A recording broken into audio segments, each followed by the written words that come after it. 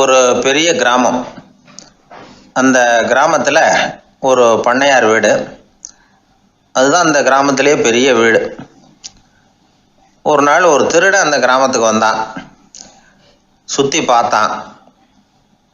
அந்த பண்ணையார் வீடு கண்ணில் பட்டுது. இன்னைக்கு ராத்திரி இந்த வீட்டில் தான் நம்ம தொழிலை ஆரம்பிக்கணும் அப்படின்னு சொல்லி அவன் முடிவு பண்ணிக்கிட்டான்.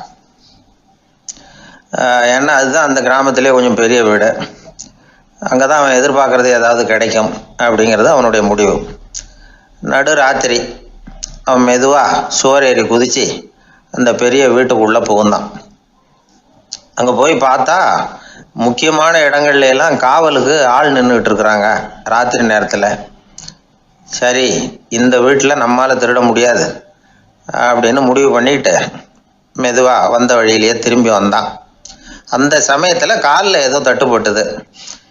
என்னது அப்படின்னு சொல்லி குனிஞ்சு பார்த்தா அங்கே ஒரு பெரிய வெங்காய மூட்டை அடுக்கி வச்சிருக்கிறாங்க.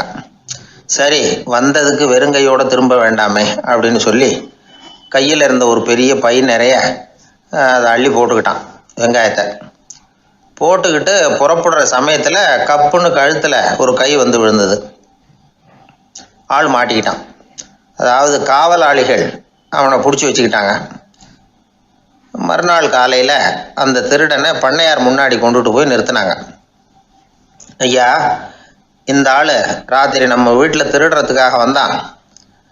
வெங்காயத்தை அள்ளிட்டு புறப்படுறப்போ மாட்டிக்கிட்டான் அப்படின்னாங்க. அவர் பார்த்தார். என்னப்பா இவங்க சொல்கிறது உண்மைதானான்னு கேட்டார். ஆமான்னு ஒத்துக்கிட்டான் அந்த ஆள். பண்ணையார் அதுக்கப்புறம் கொஞ்சம் யோசனை பண்ணார். அப்புறமா தீர்ப்பு வழங்கினார். இதை பாருப்பா, நீ இங்கே திருட வந்தது குற்றம். அதுக்காக நீ 100 ரூபாய் அபராதம் செலுத்தணும், அல்லது 100 கசையடிகள் வாங்கணும். அதுவும் இல்லைன்னா நீயே திருடுன அவ்வளவு வெங்காயத்தையும் பச்சையா என் கண் முன்னாடியே சாப்பிட்டுடணும். இதில் எந்த தண்டனையை ஏற்றுக்கிறது அப்படிங்கிறத பற்றி நீயே யோசனை பண்ணி முடிவு எடுத்துக்கலாம் அப்படின்னு சொல்லிவிட்டார். அதாவது இவனே முடிவு பண்ணிக்க வேண்டியது. 100 ரூபா பணம் கட்டுறியா, இல்லது சாட்டை அடி வாங்குறியா, அல்லது வெங்காயத்தை சாப்பிட்றியா, இதுதான் அவர் கொடுத்தது. நீயே முடிவு பண்ணி சொல்லுன்னு விட்டார்.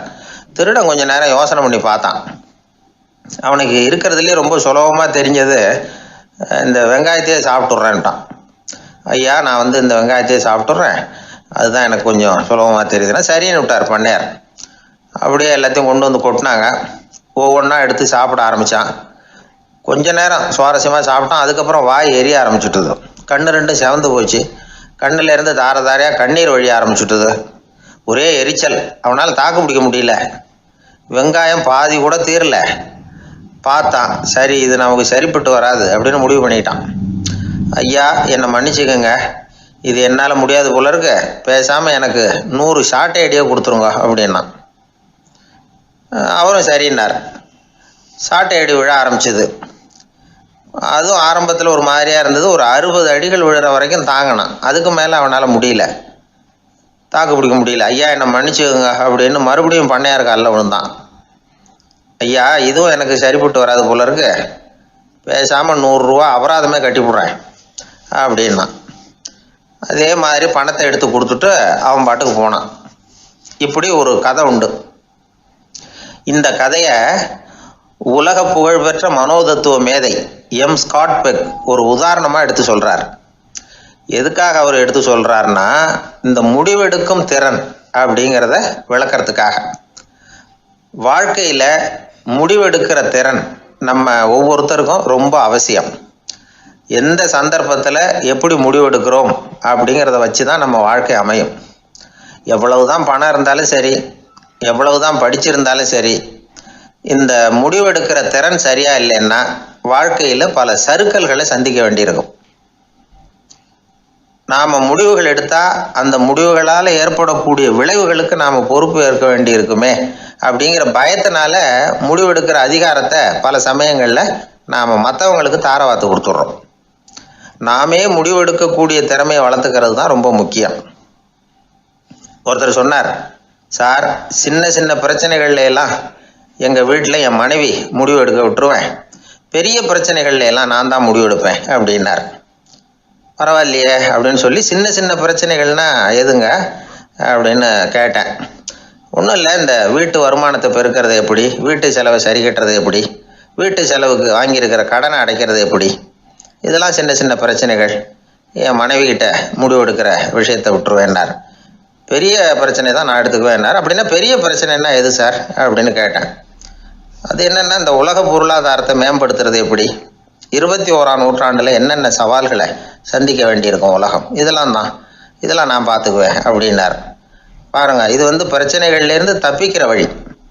அதனால் வாழ்க்கையில் பிரச்சனைகளை சந்திக்கிறதுக்கு தயங்கக்கூடாது. அதே மாதிரி சரியான நேரத்தில் சரியான முடிவு எடுக்கிறதுக்கு நாம் கற்றுக்கணும். அது ரொம்ப முக்கியம். எது ரொம்பவும் கஷ்டமான காரியம் அப்படின்னு கேட்டார் ஒருத்தர். ஒருத்தருக்கு ஒருத்தர் சண்டை போடாமல் இருக்கிறது தான் ரொம்ப கஷ்டமான காரியம் அப்படின்னு தோணுது.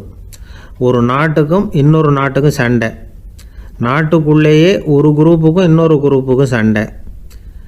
ஏன் சண்டை போட்டுக்கிறீங்கன்னு கேட்டு பாருங்கள். நாங்கள் சமாதானத்துக்காக தான் சண்டை போட்டுக்கிறோம் அப்படிம்பாங்க.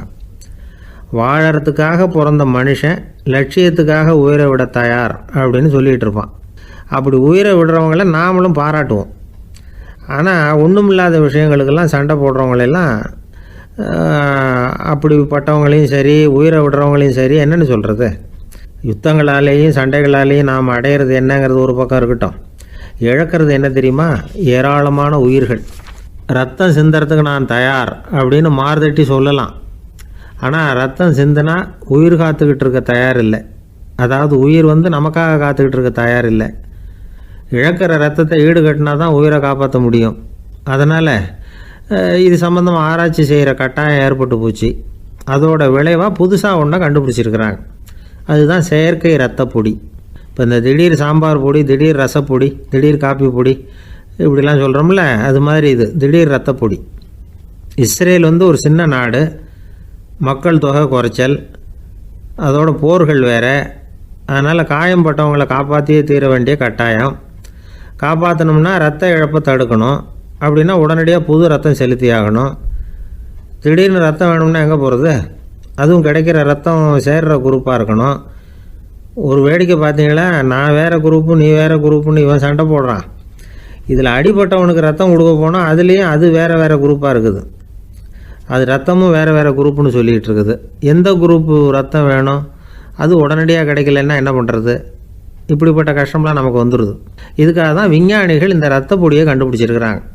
அதாவது ஒரு ஆள் அடிபட்டு போட்டான்னு வச்சுங்களேன், அவனுக்கு ரத்தம் கிடைக்கல, உடனே என்ன பண்ணலாம், இந்த சுத்தப்படுத்தப்பட்ட தண்ணீரை கொஞ்சம் எடுத்துக்க வேண்டியது, அதில் இந்த ரத்த பொடியை கரைக்க வேண்டியது. இப்போ இந்த செயற்கை ரத்தம் தயாராகிட்டுது. இதை அந்த ஆள் உடம்புல ஏற்றி விட்டுற வேண்டியது.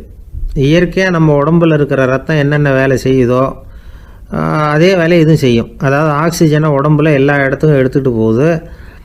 அந்த வேலையை இந்த செயற்கை ரத்தமும் செஞ்சுருது. ஆனால் ஒரு விஷயம், இந்த செயற்கை ரத்தம் ஒரு அவசரத்துக்கு தான் உபயோகப்படுத்தலாம், ஒரு முதல் உதவி மாதிரி. அதை அப்படியே நிரந்தரமாக விட்டுற முடியாது. பின்னாடி தேவையான குரூப்பு உண்மையான ரத்தம் கிடைச்ச உடனே அதை செலுத்திக்கணும். உண்மையான ரத்தத்தை 20லேருந்து 40 நாள் வரைக்கும் தான் பாதுகாக்க முடியும். அதுவும் குளிர்பதன பெட்டியில். அதுக்குள்ளே உபயோகப்படுத்தலைன்னா அது வீணாக போயிடும். இந்த ரத்த பொடி அப்படி இல்லை, எவ்வளோ நாள் வேணும்னாலும் அப்படியே வச்சுருக்கலாம். குளிர்பதன பெட்டியும் தேவையில்லை. ஆனால் ஒன்று, இது தண்ணியில் கலந்து செயற்கை ரத்தமாக ஆக்கிவிட்டா அதோட வலு 72 மணி நேரம் தான். அதாவது 3 நாள். அதுக்குள்ளே அந்த ஆசாமியை எங்கேயாவது ஆஸ்பத்திரிக்கு தூக்கிட்டு போய் உண்மையான ரத்தத்தை கொடுத்துடணும்.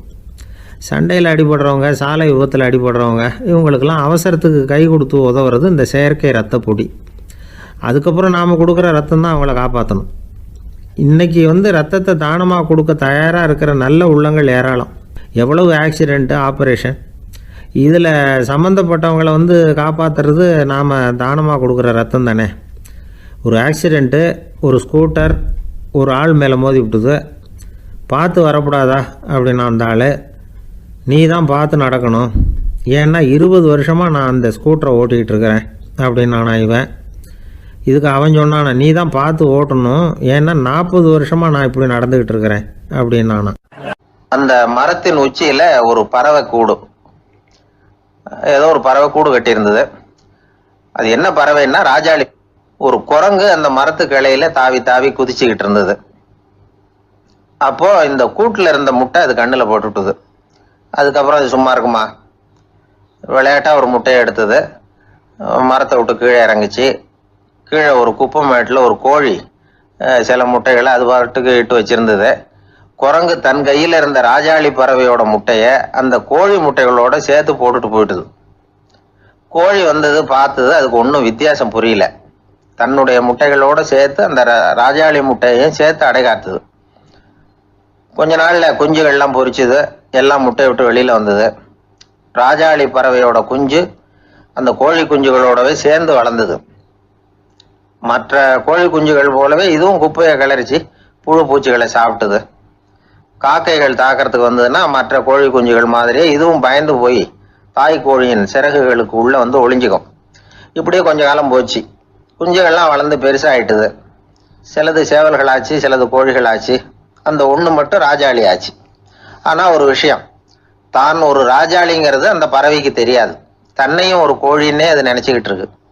அப்படி நினச்சிக்கிட்டு குப்பை மேட்டை கிளறிக்கிட்டு இருக்கு. ஒரு நாள் சாயந்தர நேரம் இந்த ராஜாளி பறவை கீழே அது பாட்டுக்கு வழக்கம் போல் குப்பையை கிளறிக்கிட்டு இருக்குது. அப்போது அண்ணாந்து பார்க்குது. வானத்தில் உயரத்தில் கூட்டமாக ராஜாளி பறவைகள் உல்லாசமாக வட்டம் அடித்து பறந்துக்கிட்டு இருக்கு. அதை இது பார்க்குது. இதுக்கு மனசுக்குள்ளே ஏக்கமாக போச்சான். அப்போது இதுக்கு ஆண்டவன் பேரில் கோபம் வந்துதான். ஆண்டவனுக்கு என் பேரில் ஏன் இந்த ஓர வஞ்சனை? என்னையும் ஒரு ராஜாளியாக படைச்சிருந்தா நானும் கூட இந்நேரம் ஆகாயத்தில் உல்லாசமாக பறந்துக்கிட்டு இருப்பேனே அப்படின்னு நினச்சி வருத்தப்பட்டு தான். இது வேடிக்கையாக இருக்குல்ல? ஒரு வகையில் பார்த்தா நாம் கூட இந்த ராஜாளி பறவை மாதிரி தான் வாழ்ந்துக்கிட்டு இருக்கோம் அப்படிங்கிறார் ஒரு உளவியல் நிபுணர். நம்மால் எவ்வளவு வேலை செய்ய முடியும் அப்படின்னு நாம் நினச்சிக்கிட்டு இருக்கிறோமோ அதை விட பல மடங்கு நம்மால் வேலை செய்ய முடியுமா? பல மடங்கு வேகமாகவும் வேலை செய்ய முடியும் அப்படிங்கிறார் அவர். நம்முடைய முழுமையான பலம் என்னங்கிறது நமக்கே தெரியறதில்ல. அதுதான் கஷ்டம். நம்முடைய பலம் தெரியாததுனால தான் நாம் எதுக்கு எடுத்தாலும் பயந்துக்கிட்டு இருக்கிறோம். ஒரு ஆள் இருந்தான். அவனுக்கு எப்படின்னா கோழியை கண்டா பயப்படுவான். ஏன் கோழியை கண்டா பயம்னா, அவனுக்கு மனசுக்குள்ள தான் ஒரு புழுன்னு நினைப்பு. தன்னை ஒரு புழுவாக நினைக்கும் பொழுது, புழுன்னா கோழி வந்து கொத்தும்ல, அதனால கோழியை கண்டு பயப்பட ஆரம்பிச்சிட்டான். இவன் நடுங்கிடுவான். எதிரில் கோழி வந்ததுன்னா உடம்பு பூரா நடுங்க ஆரம்பிச்சிடும். வீட்டில் இருக்கிறவங்க பார்த்தாங்க. இவனை அழைச்சிட்டு போய் ஒரு மனநோய் மருத்துவமனையில் சேர்த்துட்டாங்க. அங்கே உள்ள டாக்டர் இவருக்கு சிகிச்சையெல்லாம் கொடுத்தார்.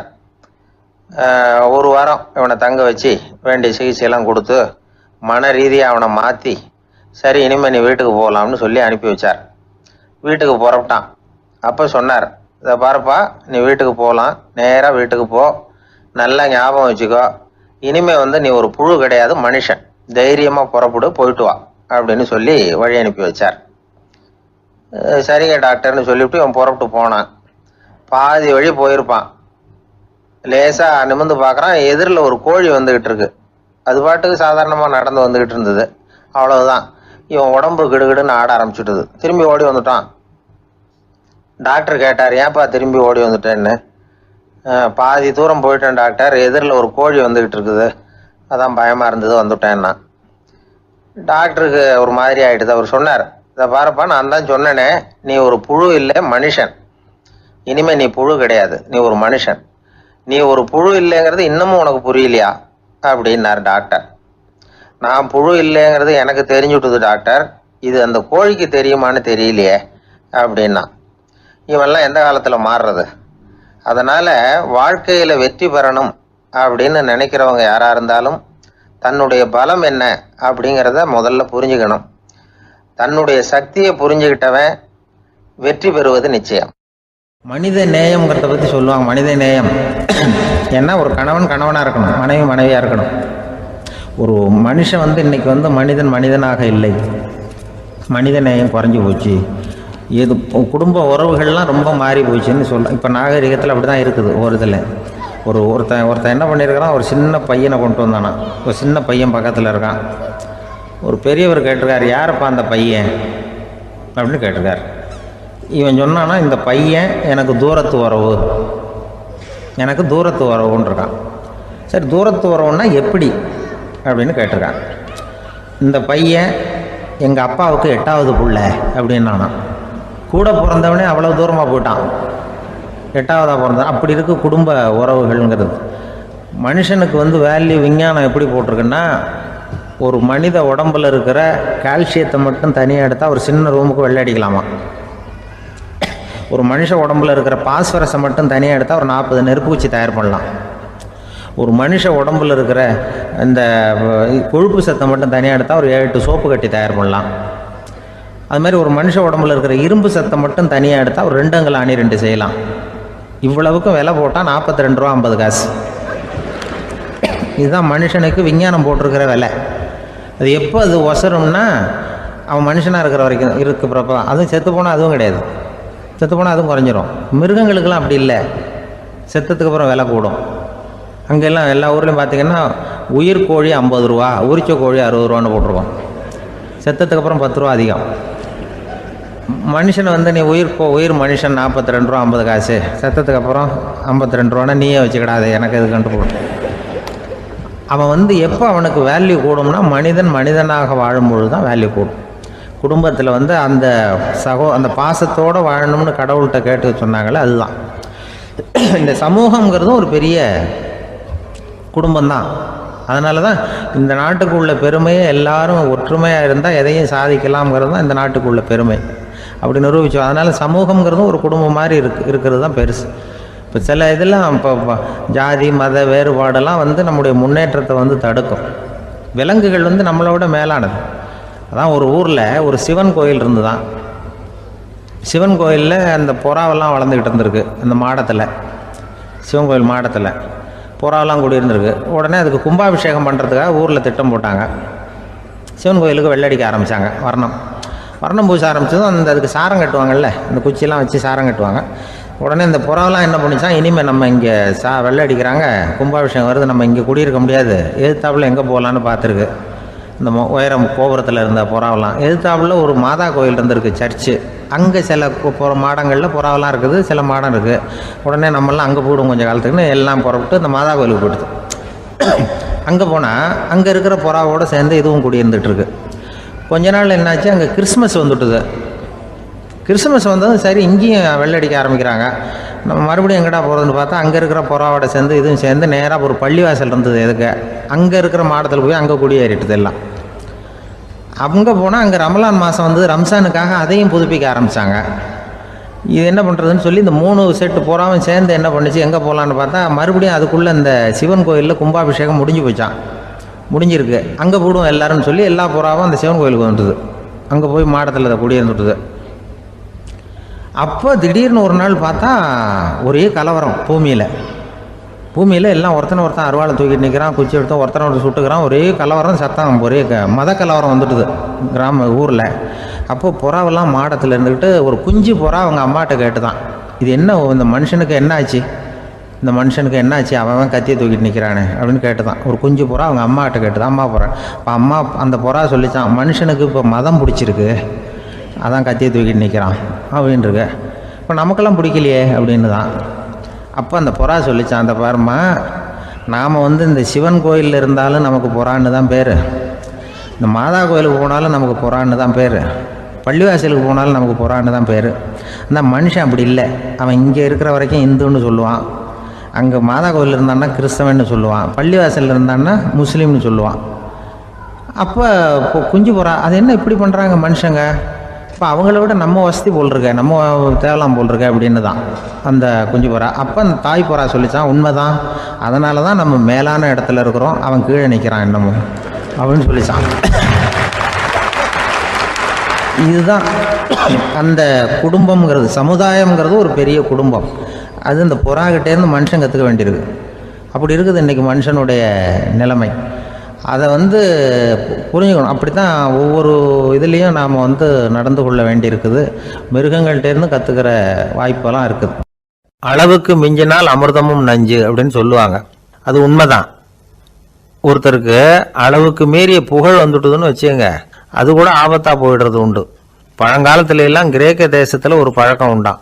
அதாவது யாராவது ஒருத்தரை நாடு கடத்தணும்னா அதுக்கு ஒரு வழி உண்டு. அதாவது ஒருத்தரை நாடு கடத்தணும்னு மக்கள் விரும்புகிறாங்கன்னு வச்சுங்களேன், அவர் பேரை ஒரு மண்பாண்ட ஓட்டுச்சில்லில் எழுதி அதை ஒரு குறிப்பிட்ட பொது இடத்துல போட்டுற வேண்டியது, அவ்வளவுதான். இது மாதிரி பல பேர் போட்டுக்கிட்டே இருப்பாங்க, எல்லாம் அப்படியே குவிஞ்சு போயிடும். அந்த ஓட்டாஞ்சில்லு குவியலில் யாருடைய பேர் அதிகமாக இருக்குதோ அந்த நபரை ஒரு 10 ஆண்டுகள் நாடு கடத்தி விடுவாங்க. இது அந்த ஊர் வழக்கமாக. ஒரு நாள் அந்த குவியலுக்கு பக்கத்தில் ஒரு ஆள் நின்றுக்கிட்டு இருக்கிறான். அவன் கையில் ஒரு ஓட்டாஞ்சில்லு வச்சிருக்கிறான். அதில் யாரோட பேரையோ எழுதணும், எழுதி அந்த இடத்துல போடணுங்கிறது அவன் ஆசை. ஆனால் அவன் படிக்காதவன், அதனால் எழுத தெரியல. யாராவது அந்த வழியாக வர்றாங்களான்னு பார்த்துக்கிட்டே நின்றுக்கிட்டு இருந்தான். ஒரு பெரியவர் வந்துக்கிட்டு இருந்தார். அவர்கிட்ட ஓடினான். கையில் இருந்த மண்பாண்ட சில்லை கொடுத்தான். ஐயா, இதில் ஒரு பேர் எழுதி கொடுங்களேன்னா அந்த பெரியவர் அதை வாங்கி கையில் வச்சுக்கிட்டு, என்ன பேர் எழுதணும் சொல்லு அப்படின்னா. இவன் சொன்னான், அரிஸ்டைடிஸ் அப்படின்னு எழுதுங்க அப்படின்னா. இதை கேட்டதும் அந்த பெரியவருக்கு அதிர்ச்சி. ஏன்னா அவர் தான் அரிஸ்டைடிஸ், தத்துவ மேதை அரிஸ்டைடிஸ் அவர். இருந்தாலும் நான் தான் அதுங்கிறத காட்டிக்காம அந்த ஆளுகிட்ட கேட்டார். அது சரிப்பா, அரிஸ்டைடிஸ்ங்கிற பேரை எழுத சொல்ற, அவர் உனக்கு என்ன கெடுதல் பண்ணார், அவர் பேரை இதில் எழுத சொல்றியே அப்படின்னு கேட்டிருக்கார். அதுக்கு இவன் சொன்னானா, அவர் எனக்கு எந்த கெடுதலும் பண்ணல, அவரை நான் பார்த்தது கூட இல்லை அப்படின்ட்டுருக்கான். அப்புறம் எதுக்காக அவரை நாடு கடத்தணும்னு நீ ஆசைப்படுற அப்படின்னு கேட்டிருக்கார். இப்போ அந்த ஆள் சொல்கிறான், அரிஸ்டைடஸை பற்றி எல்லாரும் பேசுகிறாங்க, அவர் ரொம்ப நல்லவர், அவர் ஒரு பெரிய அறிவாளிங்கிறாங்க, அவர் ஒரு பெரிய வள்ளல் பேரறிஞர், இப்படி எல்லாரும் சொல்கிறத கேட்டு கேட்டு எனக்கு ரொம்ப அழுத்து போயிட்டுது, அதனால தான் வெறுப்பாயிட்டேன் அப்படின்னு நானும். இதிலேருந்து என்ன தெரியுது, நாம் நல்லவனாக இருக்கிறதுல ஒன்றும் இடைஞ்சல் இல்லை. ஆனால் நம்மளை நல்லவன் நல்லவன் எல்லாரும் சொல்ல ஆரம்பிச்சிட்டாங்கன்னு வச்சுக்கோங்க, அப்போ இடைஞ்சல் ஆரம்பம்னு அர்த்தம். எதுவுமே அளவுக்கு மிஞ்சி போகாமல் பார்த்துக்க வேண்டியது ரொம்ப அவசியம். அளவுக்கு அதிகமாக ஆசைப்படாதவங்களில் ஆப்ரஹாம் லிங்கனும் ஒருத்தரான். அவர் ஒரு தடவை தன்னுடைய நண்பர்கள்கிட்ட பேசிக்கிட்டு இருந்தாராம். ஒருத்தர் கேட்டிருக்கார், ஒரு மனுஷனுக்கு கால்கள் எவ்வளோ உயரம் இருக்கணும் அப்படின்னு கேட்டாராம். இதுக்கு ஆப்ரஹாம் லிங்கன் சொன்னாராம், அது என்ன, இடுப்புலேருந்து தரையை தொடுற அளவுக்கு உயரம் இருந்தால் போதும் அப்படின்னாராம். வயிறு பசிக்குதேங்கிறது சிலரோட கவலை, வயிறு பசிக்க மாட்டேங்குதே அப்படிங்கிறது சில பேரோட கவலை. 2 விதமான கவலைக்கும் வயிறு தான் காரணமாக இருக்குது. வயிறு பசிச்சதுன்னா அது இயற்கை, வயிறு பசிக்கலைன்னா அது வியாதி. ஆனால் பசியையும் நாம் பசிப்பிணி அப்படின்னு தான் சொல்லுவோம். என்ன காரணம், வியாதியை போக்க வேண்டியது எவ்வளவு முக்கியமோ அதை விட முக்கியம் பசியை போக்க வேண்டியது. ஒரு சமுதாயத்தில் பசிப்பிணியே இருக்கக்கூடாது, அதுதான் நல்ல சமுதாயம். பசியை போக்கணும்னா சாப்பாடு போடணும், பசியின்மையை போக்கணும்னா வைத்தியம்தான் பண்ணணும். இது சம்பந்தமாக எவ்வளவோ ஆராய்ச்சிகள் நடக்குது, நிறைய மருந்து கண்டுபிடிச்சிருக்கிறாங்க. நம்ம உடம்புல பசியை தூண்டக்கூடிய பகுதி எது, இதை முதல்ல தெரிஞ்சுக்கணும் இல்லையா. நாம் சாப்பிட்ற ஆகாரம் செரிக்கிறதுக்கு எது காரணம் தெரியுமா, நம்ம மூளையோட பின்பகுதி தான் அதுக்கு காரணமாக இருக்குதாம். மூளையின் பின்பகுதியில் நரம்பு செல்களால் ஆன 2 வகையான ஆரக்சின்கள் தான் பசியை உண்டாகுது அப்படின்னு கண்டுபிடிச்சிருக்கிறாங்க. 2 ஆய்வாளர்கள் இதை கண்டுபிடிச்சிருக்காங்க. அவங்க 2 பேரும் டெக்சாஸ் பல்கலைக்கழகத்தில் ஹார்வர்டு ஹக்ஸ் மருத்துவ கல்வி நிலையத்தில் பணிபுரிகிறவங்களாம். உண்பது தேவைங்கிறது உணரப்படும் போது மூளையின் அந்த குறிப்பிட்ட பகுதி ஆரக்சின் அப்படிங்கிற ஹார்மோன்களை சுரக்கும், அது பசி உணர்வை தூண்டும் அப்படிங்கிறது தான் அந்த ஆய்வாளர்களின் கண்டுபிடிப்பு. இந்த ஆரக்சின் வேறு சில உயிரினங்கள்லேயும் உண்டு. இப்போ எலிகளில் கூட இது இருக்குது. அதனால் எலிகளை வச்சு இது சம்பந்தமாக ஆராய்ச்சி பண்ணாங்க. எலிகள் உடம்பில் ஆரக்சினை செலுத்தி பார்த்தாங்க. உடனே என்னாச்சு தெரியுமா, அந்த எலியெல்லாம் பசியால் துடிக்க ஆரம்பிச்சுட்டுது. எதையாவது தின்னு பசியை தீர்த்தா போதுங்கிற அளவுக்கு அந்த எலிகள்லாம் அல்லாட ஆரம்பிச்சுட்டுது. இயல்பாக சாதாரணமாக அந்த எலிகள் எவ்வளவு சாப்பிடுமோ அது மாதிரி 8 முதல் 10 மடங்கு அதிகமான ஆகாரத்தை 1 மணி நேரத்துக்குள்ளே சாப்பிட்டு தீர்த்துட்டு தான். சில எலிகளின் மூளையில் இந்த ஆரக்சின் அளவை கட்டுப்படுத்தி பார்த்துருக்குறாங்க. உடனே என்னாச்சு தெரியுமா, அதெல்லாம் சாப்பாட்டை கண்டா முகத்தை திருப்பிட்டு போக ஆரம்பிச்சுட்டு தான். அந்த எலிகளுக்கு பசி எடுக்கலையாம். இந்த ஆராய்ச்சியின் அடிப்படையில் பசியை எடுக்காமல் இருக்கிற மனிதர்களுக்கும் பசியை தூண்ட முடியும் அப்படின்னு சொல்லி ஆராய்ச்சியாளர்கள் தெரிவிச்சிருக்கிறாங்க. ஆக ஆரக்சின் தான் பசிக்கு காரணம்ங்கிறது தெரிஞ்சு போச்சு. சரி, இந்த ஆரக்சின் அப்படின்னா என்ன, அது ஒரு கிரேக்க சொல், அதுக்கு பசின்னு அர்த்தம். நம்ம ஆளுங்களுக்கெல்லாம் பசியை தூண்டுறதுக்கு மருந்து தேவையில்லை, பசியை குறைக்கிறதுக்கு தான் மருந்து தேவை. ஒரு அம்மா டாக்டரை தேடி வந்தாங்களாம். டாக்டர், எங்கள் வீட்டுக்காரருக்கு திடீர்னு அகோர பசி, நிறைய சமைச்சு போடுறேன், அவ்வளவையும் சாப்பிட்டுட்டு கீழே கிடக்கிற குப்பை கூலங்களையும் எடுத்து சாப்பிட ஆரம்பிச்சுட்றார், என்னன்னு கவனித்து பாருங்கள் அப்படின்னாங்களாம். எவ்வளோ நாளாக அப்படி இருக்குதுன்னு கேட்டிருக்காரு டாக்டர். 1 வாரமாக அப்படி இருக்குதுன்னாங்களாம். இவ்வளவு நாளாக ஏன் சும்மா இருந்தீங்க, ஆரம்பத்திலே இங்கே அழைச்சிட்டு வர வேண்டியது தானே அப்படின்னாரான் டாக்டர். அது ஒன்றும் இல்லை டாக்டர், வீடு பூரா சுத்தமாகட்டுமேன்னு பார்த்துக்கிட்டு இருந்தேன் அப்படின்னாங்களாம் அந்த அம்மா. ஒரு நண்பர் வந்தார். ரொம்பவும் இறுக்கமாக உடை அணிஞ்சிருந்தார். அதாவது ஆடைக்குள்ளே அவர் மாட்டிக்கிட்டு இருந்தது மாதிரி தெரிஞ்சது. ஏன் துணி குறைச்சலாக எடுத்துட்டீங்களா அப்படின்னு கேட்டோம். இல்லைங்க, எனக்கு எப்பவுமே இறுக்கமாக உடை அணிகிறது தான் பிடிக்கும் அப்படின்னார். ஒருத்தர் எப்படி உடை அணிகிறார் அப்படிங்கிறத வச்சு அந்த ஆள் எப்படிப்பட்டவர் அப்படிங்கிறத கண்டுபிடிச்சிடலாம். உடை அணிகிற விதம் ஒருத்தருடைய மனநிலையை வெளிப்படுத்துதான். இப்போ இறுக்கமான உடை அணிகிறவங்க பொதுவாக மன நிம்மதி இல்லாதவங்களா இருப்பாங்களாம், கோபக்காரங்களா இருப்பாங்களாம். ரொம்ப தொலைதொலைப்பாக ஆடை அணிகிறவங்க இருக்கிறாங்கல்ல, அவங்கெல்லாம் அமைதியான ஆளாக இருப்பாங்களாம், சாந்தமாக இருப்பாங்களாம். இவங்கெல்லாம் போராடுறதுக்கு சரியாக வரமாட்டாங்களாம். இப்படி ஒரு கணிப்பு இருக்குது. அதனால தான் போர் வீரர்களுக்கெல்லாம் இறுக்கமான உடையை தான் கொடுக்கறது வழக்கம். ஆனால் சன்னியாசிகளை பாருங்கள், அவங்களுக்கெல்லாம் ரொம்ப தொலை உடைகள் தான். அவங்கெல்லாம் டைட் பேண்ட் போட்டுக்கிட்டு நிற்க மாட்டாங்க சன்னியாசிகள்லாம். அதே மாதிரி சன்னியாசிகள்லாம் காவி உடைய தேர்ந்தெடுக்கிறதுக்கும் காரணம் உண்டு. பல ஆண்டுகள் சோதனை செஞ்சு பார்த்துட்டு தான் சன்னியாசத்துக்கு காவி தான் சரி அப்படின்னு முடிவு பண்ணியிருக்கிறாங்க. இப்போ பௌதீக விஞ்ஞானப்படியும் அதுதான் சரி. அதாவது சூரிய ஒளியில் 7 வண்ணங்கள் உண்டு.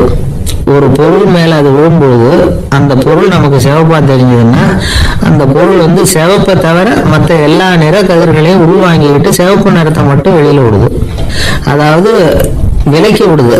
அதனால தான் அந்த பொருள் சிவப்பா தெரியுது. உடல் ஆரோக்கியத்துக்கு ஓரளவு சிவப்பு தேவைப்படுது. அதனால தான் காவி உடை அணிஞ்சா சூரிய ஒளி ஓரளவு சிவப்பு விலகிவிடும். அதாவது சிவப்பின் பலனும் கிடைக்கும், இந்த சிவப்பின் கெடுதலும் இல்லை அப்படின்னு யோசனை பண்ணாங்க. காவி உதய வேளையின் நிறம். கீழ் வானத்துல கதிர் உதிக்கிற வேளையில முதல் ஒளி தோன்றுகிற நேரத்துல காவி நிறம் தான் கசி. தியானம் செய்யறப்போ முதல்ல காணக்கூடிய ஒளி காவி நிறம் தான். தியானத்தின் உச்ச நிலையின் நிறம் நீலம். தியானம் காவி நிறத்துல ஆரம்பமாகி நீல நிறத்துல நிறைவடைகிறது அப்படிங்கிறார் ஓஷோ.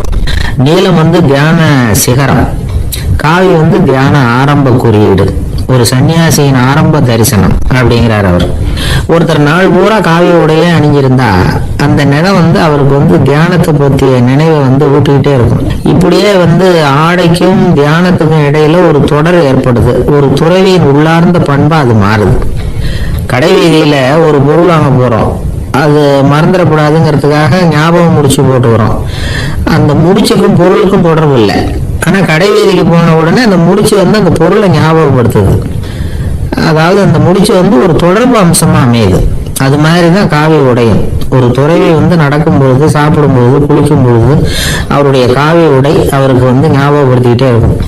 அது ஒரு நிலைப்படுத்தப்பட்ட நினைவாக ஞாபகம் முடிச்சாக மாறிடுது.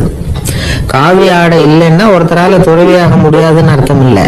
அதே நேரத்துல காவி ஆடையால ஒன்றும் பிரயோஜனம் இல்லை, அதுல ஒன்றும் அர்த்தம் இல்லை அப்படின்னு சொல்லிட முடியாது. இதுதான் உண்மை. இவ்வளவு தூரம் காவி ஆடையை பத்தி சொல்றதுனால எல்லாரும் சன்னியாசியா போடுவோம் அப்படின்னு நாம சொல்றதாக யாரும் நினைச்சிடக்கூடாது. மனசுக்கும் நிறத்துக்கும் உள்ள சம்பந்தத்தை தெரிஞ்சுக்கிறதுக்காக தான் இவ்வளவு. நமக்கு தெரிஞ்ச நண்பர் ஒருத்தர் இருக்கிறார், ஆபீஸ்ல வேலை பார்க்கிறவர். ஒவ்வொரு மாசமும் 20ஆம் தேதிக்கு பிறகு அவர் போய் பார்த்தீங்கன்னா காவி உடை அணிஞ்சிக்கிட்டு, கண்ணை மூடிக்கிட்டு, கை ரெண்டையும் விரிச்சு வச்சுக்கிட்டு தியானத்திலேயே உட்காந்துருப்பாரு. ஏன் இப்படி பண்றீங்கன்னு கேட்டேன். அதாவது 20ஆம் தேதிக்கு பிறகு என் கையில ஒரு பைசா கூட கிடையாது, ஒரு சன்னியாசி லெவல்ல இருக்கிறேன், என்கிட்ட எதுவும் செலவுக்கு கேட்காத அப்படின்னு என் மனைவிக்கு நான் சூக்கா உணர்த்துறதுக்காக அப்படி உட்காந்துருப்பேன் அப்படின்னு விளக்கம் கொடுக்குறாரு. ஒரு சிகை அலங்கார கூடம், ரொம்ப சுறுசுறுப்பா எல்லாரும் வேலை செஞ்சுட்டு இருக்கிறாங்க.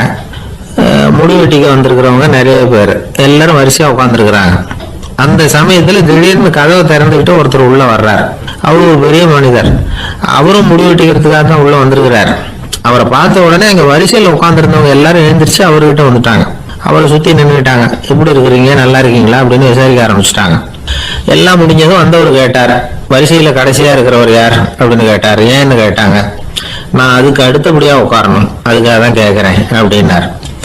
உடனே அங்கே இருந்தவங்கெல்லாம் என்ன சொன்னாங்க தெரியுமா? நீங்கள் வரிசையில் காத்திருக்க கூடாது, நீங்கள் அரசாங்கத்தின் தலைவர், உங்களுக்கு நேரம் முக்கியம், அதனால் நீங்கள் முன்னாடி போங்க அப்படின்னு சொன்னாங்க. ஆனால் அதை அவர் கேட்கல. தோழர்களே, உங்களுடைய கருத்துக்கு ரொம்ப நன்றி. எல்லாரும் வரிசையாக தான் வரணும், அதுதான் முறை. வரிசையில் வரணுங்கிற நடைமுறையை நானும் பின்பற்ற விரும்புகிறேன். நாம எல்லாரும் சமமானவர்கள் அப்படின்னார். இப்படி சொல்லிவிட்டு வரிசையில் கடைசியாக இருந்த ஒரு நாற்காலியில் போய் உட்காந்துக்கிட்டார். தன் சட்டை பையில் இருந்த ஒரு செய்தித்தாளை எடுத்தார், படிக்க ஆரம்பிச்சிட்டார். ஆனா அங்க இருந்தவங்களால இதை பார்த்துக்கிட்டு சும்மா இருக்க முடியல. ஒருத்தர் எழுந்திரிச்சு வந்தார். ஐயா, இப்ப என்னுடைய முறை வந்திருக்குது, நான் தான் போக வேண்டிய முறை. உங்களை இங்க காத்திருக்க வைக்கிறத விட ஒரு 5 ஆண்டுகளுக்கு கூட நான் முடிவெட்டிக்காம இருந்துட முடியும் அப்படின்னார். அவர் மறுபடியும் சொன்னார், ஐயா, நீங்க வரிசை முறையை தாண்டி போக விருப்பப்படல, சரி, ஆனா என்னுடைய முறையை மாத்தி கொடுக்கறதுக்கு எனக்கு முழு உரிமை இருக்குது. இதுக்கு பதிலா உங்களுடைய கடைசி இடத்தை நான் எடுத்துக்கிறேன், இதை நீங்க மறுக்க முடியாதுன்னார். அங்க இருந்த மற்றவங்களும் இதை ஒரு மனசா வற்புறுத்த ஆரம்பிச்சுட்டாங்க. அந்த பெரிய மனிதர் பார்த்தார், சரின்னு கடைசியா ஒத்துக்கிட்டார். அவர் யார் தெரியுமா? அவர் தான் மாவீரர் லெனின். ரஷ்யாவில் கிரெம்ளின் சிகை அலங்கார கூடத்துல தான் இது நடந்தது. எல்லாரும் இந்நாட்டு மன்னர்கள்னு வாயளவுல பேசுறதுல என்ன பிரயோஜனம்? நாம எல்லாரும் சமம்ங்கிறத நடைமுறையில கடைபிடிச்சு காட்டினவங்க கொஞ்சம் பேர் தான். அவங்கள ஒருத்தர் தான் லெனின். வரிசையில் நின்று வர்றதுங்கிறது ஒரு சிறந்த பண்பு, உயர்ந்த பண்பு. இன்னைக்கு பல இடங்கள்ல அது நமக்கு தேவைப்படுது. ஒரு ரேஷன் கடைவாசல், கடை திறக்கிறதுக்கு முன்னாடி எல்லாரும் வரிசையில் நின்றுட்டாங்க. கடைசியா வந்த ஒருத்தர் கியூவில் முன்னாடி போறதுக்கு முயற்சி பண்றார். ஏற்கனவே நின்றுட்டு இருக்கிறவங்க அவரை முன்னாடி போறதுக்கு விட மாட்டேங்கிறாங்க. கடைசியா போய் நில்லையா அப்படின்னு எல்லாரும் கத்துறாங்க. அதான் அவர் காதுல வாங்கல, முண்டி அடிச்சுக்கிட்டு முன்னாடி போறதுக்கே முயற்சி பண்ணிட்டு இருக்கிறார். எல்லாரும் சேர்ந்து அவரை வலுக்கட்டாயமா இழுத்து கொண்டாந்து பின்னாடி கொண்டு போய் நிறுத்திவிட்டாங்க. நிறுத்திவிட்டு சொன்னாங்க, இதை பாருப்பா, நாங்க இருக்கிற வரைக்கும் நீங்க முன்னாடி போய் எதையும் வாங்க முடியாது, தெரிஞ்சுக்கோ அப்படின்னாங்க. இப்போ அந்த ஆள் சொன்னாராம், நான் இங்க பின்னாடி நிக்கிற வரைக்கும் நீங்களும் எதுவும் வாங்க முடியாது அப்படின்னாராம். ஏன்னு கேட்ட